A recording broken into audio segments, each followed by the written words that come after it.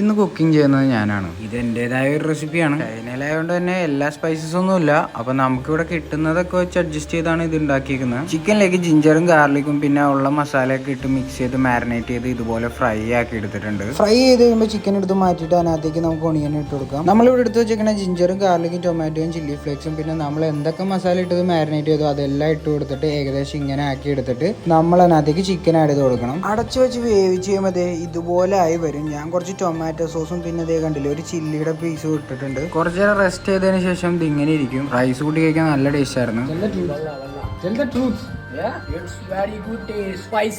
A few moments later.